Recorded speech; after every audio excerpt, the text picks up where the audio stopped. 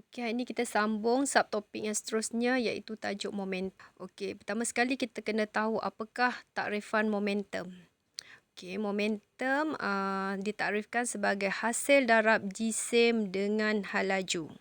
Okey, daripada takrifan momentum adalah hasil darab jisim dengan hal laju, maka kita boleh terbitkan formula bagi momentum adalah jisim darab dengan hal laju. Okey, rumus atau formula momentum ni kena ingatlah. Momentum jisim didarabkan dengan hal laju. Okey, itu formula. Okey, sekarang ni bila kita dah tahu formula, kita kena tahu terbitkan unit bagi momentum. Okey, cara nak terbitkan unit momentum ni, dia adalah gabungan unit bagi jisim dan juga unit bagi hal laju.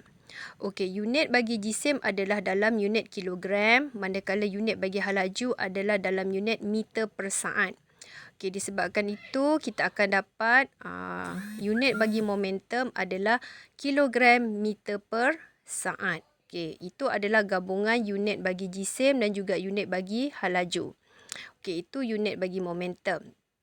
Okey, kemudian kita nak tahu juga apakah faktor yang mempengaruhi momentum. Okey, daripada formula kita dah tahu dah. Formula momentum jisim didarabkan dengan hal laju. Okey, disebabkan ada dua faktor yang kita darab kat situ, faktor jisim dengan faktor hal laju, maka kedua-dua faktor inilah yang akan mempengaruhi momentum. Okey, bagaimana cara ia dipengaruhi adalah secara berkadar terus. Maksud dia macam ni. Bila jisim meningkat, momentum juga akan meningkat. Bila hal laju meningkat, momentum juga akan meningkat. Jadi kesimpulannya, momentum dipengaruhi oleh faktor jisim dan juga faktor hal laju. Dan hubungan dia adalah secara berkadar terus. Bila jisim meningkat, momentum meningkat. Bila hal laju meningkat, jisim juga akan meningkat. Okey, selain daripada tu, kamu kena tahu juga tentang satu prinsip yang dipanggil prinsip keabadian momentum. Okey, dalam prinsip ni kita anggap tidak ada daya luar yang bertindak pada sesuatu momentum tu lah. Kita anggap saja benda ni tak berlaku.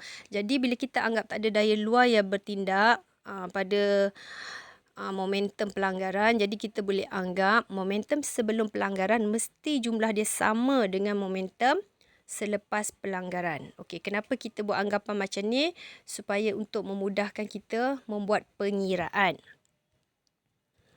Okey, seterusnya contoh pengiraan. Okey, pengiraan dia senang saja. Kamu dah tahu formula momentum, jisim darab hal laju. Okey, kita cuba perlukan dua maklumat ni saja, maklumat jisim dengan maklumat hal laju, kita boleh tahu dah momentum. Okey, sebagai contoh, kalau kamu tengok gambar ni, tengok gambar yang sebelah kiri yang sebelum pelanggaran tu, dari gambar tu dia dah beri dah, jisim bagi lori 3000 kg, hal laju lori adalah 10 meter per saat. Jadi, apakah nilai momentum lori? Adalah 3000 kg darabkan dengan hal laju dia 10 meter per saat. So, kita akan dapatlah momentum bagi lori itu adalah 30,000 kg meter per saat. Okey, bagi kereta yang berwarna hijau tu pula, jisim dia 1000 kg tetapi dia tidak bergerak. Bila dia tidak bergerak, hal laju dia kosong. Jadi momentum dia 1000 darab kosong dapat kosong lah. Okey, jadi jumlah momentum lori dengan jumlah momentum kereta itu kita jadikan dia momentum sebelum pelanggaran. Jadi momentum untuk lori 30,000, momentum untuk kereta kosong. Jadi jumlah keseluruhan momentum sebelum pelanggaran adalah 30,000 kg meter per saat. Okey, sekarang bila berlaku pelanggaran di antara lori dengan kereta itu, kamu lihat pula gambar sebelah kanan tu, kereta yang tadi asalnya tak bergerak, sekarang dah bergerak dengan kelajuan 15 meter per saat, manakala jisim dia masih sama, 1000 kg. Okey, jadi momentum kereta itu adalah 1000 darab 15, kita akan dapat 15,000 kg meter per saat momentum bagi kereta. Okey, sekarang ni kita tak ada maklumat laju lori. Dia minta kita carilah. Tapi kita dah tahu dah momentum adalah jisim darab dengan hal laju. Jadi 3,000 jisim lori tu darabkan dengan nilai V. Katakanlah lori dia adalah V. Kita anggapkan V. Jadi kita akan dapatlah momentum bagi lori adalah 3,000 darab dengan V tambah dengan momentum kereta tadi kita dah tahu 15,000. Jadi mengikut prinsip keabadian momentum tadi kita dah tahu dah. Kita anggap jumlah momentum sebelum pelanggaran mesti sama dengan jumlah momentum selepas pelanggaran. Kita dah cari dah tadi yang sebelum pelanggaran jumlah momentum 30,000 kilogram meter per saat. Jadi kita bolehlah cari nilai V ataupun laju bagi lori. Kita susun balik formula tu, kita akan dapati 30,000 tolak dengan 15,000 bagi yang 3,000. Maka nilai hal laju bagi lori selepas pelanggaran adalah 5 meter per saat. Okey, kalau kamu bandingkan laju lori sebelum berlanggar dengan selepas berlanggar, mestilah hal laju lori tu dah berkurangan sebab dia punya pergerakan dia dah dihalang oleh kereta tadi kan. Itu adalah contoh pengiraan berkaitan dengan momentum. Yang penting sekali kena ingat formula momentum, jisim darab hal laju dan kena pandai kaitkan hukum keabadian momentum. Jumlah momentum sebelum pelanggaran sama dengan jumlah momentum selepas pelanggaran. Okey, seterusnya kamu tengok pula contoh yang seterusnya. Sebuah kereta jisimnya 1,500 kilogram bergerak dengan laju 20 meter per saat. So, kita dah tahu dia punya jisim dan kita dah tahu dia punya hal laju. Jadi, kita masukkan saja formula jisim darab hal laju tadi. Jadi, 1,500 kilogram darab 20 meter per saat dapatlah momentum bernilai 30,000 kilogram meter per saat.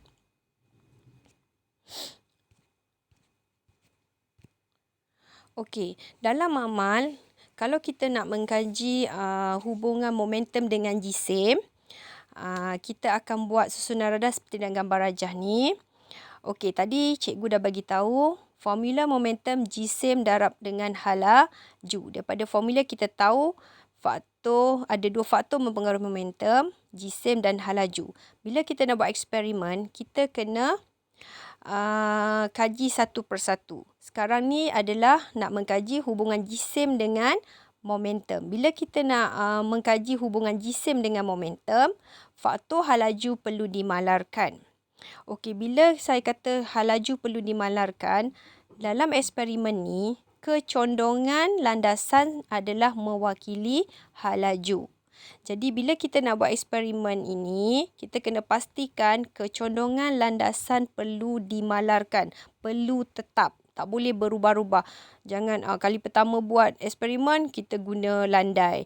Ulang lagi sekali, kita buat curam. Tak boleh. Kita tak boleh ubah kecondongan landasan sebab kecondongan landasan mewakili hal laju. Jadi, bila kita nak mengkaji faktor jisim dengan momentum, hal laju perlu dimalarkan. Kalau dalam eksperimen ni, hal laju itu sebenarnya adalah merujuk kepada kecondongan landasan. Okey, sekarang ni, dari gambar ni, troli A akan bergerak menerusi landasan, kemudian dia akan melanggar troli B. Okey, satu langgar satu. Okey, bila kita biarkan troli A melanggar troli B pasti akan bergerak. Jadi, tugas pelajar adalah mengukur berapa jauh troli B itu akan tergerak ke depan. Okey, itu sahaja yang perlu dilakukan oleh pelajar. Okey, kemudian ulang lagi sekali eksperimen dengan kecondongan landasan yang sama sebab kita nak dia punya hal laju malar, tapi kita guna dua troli pula. Dua troli melanggar satu troli. Okey, jadi bila satu troli melanggar satu troli, kita anggap jisim yang melanggar tu kecil. Kalau kita guna dua troli melanggar satu troli, kita dah membesarkan jisim troli yang melanggar tu. Jadi kita akan dapati kalau kita guna dua troli melanggar satu troli, troli yang di bawah tu, yang B tu akan bergerak ke depan lebih jauh. Itu adalah cara kita nak mengkaji hubungan jisim dengan momentum. Okey, lebih jelas lagi kamu tengok dalam jadual keputusan ni. Okey, cuba tengok bilangan satu troli melanggar satu troli.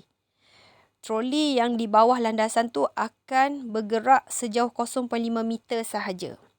Okey, bila kita guna dua troli, jisim yang lebih besar lah sebab dua troli melanggar satu troli tadi, kita akan dapati troli yang di bawah landasan yang kena langgar tu, dia akan tergerak sehingga 1 meter jauhnya. Daripada situ kita boleh simpulkanlah jisim mempengaruhi momentum. Dan semakin besar jisim, semakin besar momentum. Okey, sekiranya kita nak mengkaji faktor hal laju dengan momentum pula, kamu tengok jadual yang pemerhatian yang kedua tu, 5.8 tu. Kalau landasan itu rendah, maknanya dia landai. Maknanya troli yang menuruni landasan tu kelajuan dia rendah lah. Dia akan langgar troli B yang di bawah tadi. Dia akan menyebabkan troli B tergerak sejauh 0.5 meter. Kemudian ubah kecondongan landasan supaya dia tinggi, supaya dia curam. Bila dia curam, kita akan dapati troli yang dilanggar tu akan bergerak jauh lagi ke depan. Okey, tapi kena ingat, troli ini mestilah satu langgar satu sebab kita kena malarkan jisim. Jadi, kesimpulannya di sini, hal laju juga mempengaruhi momentum. Semakin tinggi hal laju, semakin tinggi momentum. Cuba cikgu nak ingatkan di sini, bila kita mengkaji hubungan jisim dengan momentum, hal laju perlu dimalarkan. Kalau kita nak kaji hubungan hal laju dengan momentum, jisim perlu dimalarkan. Okey, kat sini ada beberapa situasi. Kalau kamu tengok kat situ, gambar sebelah kiri, hal laju lori X dan lori Y sama. Okey, dia punya hal laju sama. Oleh kerana lori X lebih besar, nampak dia ada bawa muatan tu, maka momentum lori X lebih besar. Ingat kenapa? Walaupun kita nampak dia punya faktor hal laju dia sama, tapi dia punya jisim tak sama. Bila jisim tak sama, jadi kita katakan X tu menghasilkan momentum yang lebih besar sebab jisim dia lebih besar. Okey, kalau kamu tengok yang situasi di sebelah kanan, jisim kereta A dan B sama. Maknanya jisim dia malar. Oleh kerana kereta A bergerak lebih laju dari kereta B, maka momentum kereta A lebih besar. Okey, sekarang ni kalau situasi kereta ni pula, hal laju dia tak sama, tapi jisim dia sama. Okey, disebabkan hal laju B tu lebih besar, A yang lebih besar, maka kereta A akan menghasilkan momentum yang lebih besar. Jadi kamu kena ingat momentum dipengaruhi oleh dua faktor, hal laju dan jisim.